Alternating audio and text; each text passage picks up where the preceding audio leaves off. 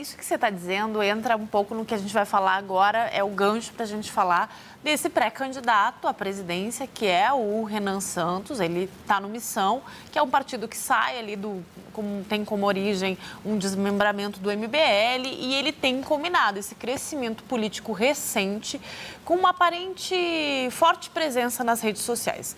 Ele é geralmente citado como o preferido dos mais jovens quando o assunto é a corrida ao Palácio do Planalto.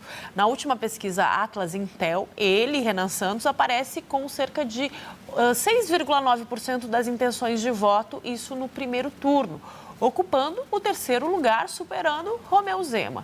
Vale destacar que Renan não evolui em pesquisas de outros institutos, porque a Atlas, ela coleta os dados nesse ambiente digital virtual, o que pode indicar essa subida do pré-candidato muito relacionada a esse grupo. Ele dialoga muito nesse ambiente digital, né, Felipe? Não, com certeza. Eu acho que essa última rodada de pesquisa da Atlas, em que o Renan aparece mais alto, tem um outro dado que eu acho que contrasta muito com outras pesquisas, como o Datafolha e como o Anexos, que saiu hoje, né? A Atlas mostra que, na pesquisa deles, 90% das pessoas ouviram o áudio do Flávio, contra 30% no Datafolha, que ouviram e entendem o que aconteceu. Isso mostra que a amostra da Atlas ela é muito mais politizada, né? E ela é mais politizada porque ela acontece na internet, convocando as pessoas para responder sobre eleições. Isso não invalida o resultado. O que a gente observa é que, de fato, o público do Renan Santos é muito engajado online, é orgânico e, apesar de não ser hegemônico, não é maior do que o Flávio, é consistente. Soane? Eu avalio que esses levantamentos da Palver mostram o quanto também esse ambiente ele pode ser volátil, até pelo impacto dessa disputa de forças entre essas militâncias, entre esses candidatos que têm ali, né, um apoio maior nas redes sociais. Mas um levantamento aqui para o Print da Política mostra que a reação ao crescimento de Renan Santos foi majoritariamente negativa. A gente tem uns dados aí que vamos mostrar que dizem o seguinte, que os aplicativos de mensageria, neles, 71% das mensagens são negativas, indicando forte rejeição a Renan Santos. Já nas redes sociais, esse número é menor, mas ainda predominante, com 54% das avaliações negativas. Bom, assim, apesar dessa viabilidade do pré-candidato, os números mostram que essa percepção geral ainda é mais crítica do que favorável, em especial em ambientes fechados como o WhatsApp. E aí o meu questionamento é justamente também sobre esse histórico. O histórico de Renan Santos, apesar de ser bem quisto, bem avaliado entre os jovens, mas se aproveitando dessas beiradas aí de outros candidatos, se isso também impacta nessa avaliação?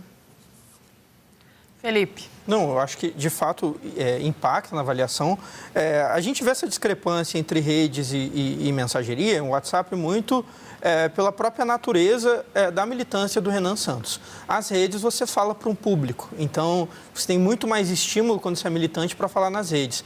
Além disso, o WhatsApp, que a gente monitora, ele tem um público mais velho, né? Então você vai ver o Renan Santos sendo muito forte no YouTube, sendo muito forte no TikTok e no Twitter, né? O Twitter é a rede onde ele vai melhor.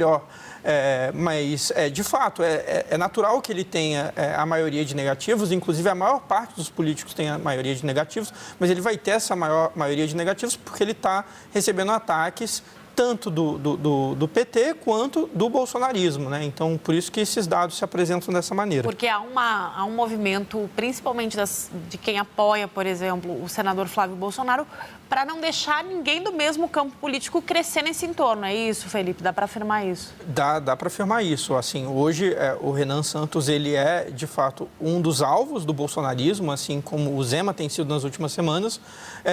E eu acho que esse que é o fenômeno. Ele consegue resistir justamente porque ele tem militância, porque já faz alguns anos que o Renan e o MBL rompeu com o bolsonarismo e eles conseguiram crescer um caldo de pessoas que conseguem apoiar ele mesmo assim. Então, ele não perde do dia para a noite esse apoio. Agora, um detalhe, vocês escreveram na Folha sobre isso, na Folha de São Paulo, né, a coluna que vocês têm. independentemente do resultado da eleição, significa que Renan Santos ele está consolidando ali esse eleitor para possíveis outras eleições. Mesmo que nessa eleição fique esse cenário polarizado, ele tem ali um público que vai continuar a propagar o nome dele, é isso, Felipe? Eu acho que, assim, qual que é o grande diferencial do Renan Santos para todos os outros pré-candidatos aí da direita? É que o Renan Santos, junto com o Lula, são os únicos pré-candidatos que têm partido e militância. Né? A gente viu nos últimos ciclos eleitorais o Ciro Gomes como um exemplo de personagem político que tinha militância, mas não tinha partido. Né? Quando o Lula ganhou, o PDT acabou voltando para a base do governo e isso acabou desidratando sem uma casa. Né? Hoje, o bolsonarismo ele não tem um partido também. O PL é do Valdemar da Costa Neto. Acontece que o bolsonarismo é extremamente hegemônico e consegue pautar o PL. Mas isso coloca o Renan Santos numa vantagem que, se caso perca a eleição, ele consegue manter um partido com militância onde ele pode abrigar, o que aumenta as chances de sobrevivência. Soane? Tem um outro aspecto também que vale a gente destacar, as últimas... não falas, mas posicionamentos de Renan Santos nas redes sociais foram de fazer críticas a Flávio Bolsonaro. Isso, né, na sua avaliação, até que ponto é possível conquistar mais eleitores a partir dessas críticas ou se vai ser necessário também ir além dos jovens? Né? Que estratégias ele pode, né, explorar nessa campanha? Eu acho que o Renan Santos... ele está enfrentando um dilema igual todos os outros candidatos da direita, ele optou por um caminho. Porque para quem é de direita e não é da família Bolsonaro, tem duas possibilidades. Ou o bolsonarismo acaba nesse ciclo e se faz água, o que é muito improvável, ou você recebe as bênçãos do bolsonarismo, que também é muito improvável. O que o Renan está fazendo é justamente atacar para tentar achar um espaço para caso o bolsonarismo se desidrate eventualmente, né? Agora, Felipe, tem um recorte que a gente precisa fazer antes de acabar o programa. Porque entre os jovens, o Renan aparece com uma ampla vantagem. E, se eu não estou enganada, é dos 16 até 24 anos, né? Isso. O que explica? Ele tem uma linguagem, as pessoas, é a idade que é muito próxima desse público. O que explica isso? O Renan Santos é até um pré-candidato mais velho. Se eu não me engano, ele tem 44 anos. Ele não é da geração Z, apesar de se colocar como candidato da geração Z. Mas o escopo ali entre o Flávio e Lula com 80 anos... Isso, não, com certeza, quando você compara com o Lula. Mas eu acho que, justamente, é na forma do MBL e do Partido Missão que o Renan Santos é um candidato que faz live todos os dias. Né? Agora ele está fazendo eventos, mas ele fazia lives todos os dias. É o que o Bolsonaro também fazia. E eu acho que ele aposta nessa questão do eleitorado jovem, de conquistar o eleitorado jovem, porque os eleitorados jovens conquistem os pais, conquistem a família, que foi um fenômeno que acabou acontecendo também com outras candidaturas de direita aí pelo mundo.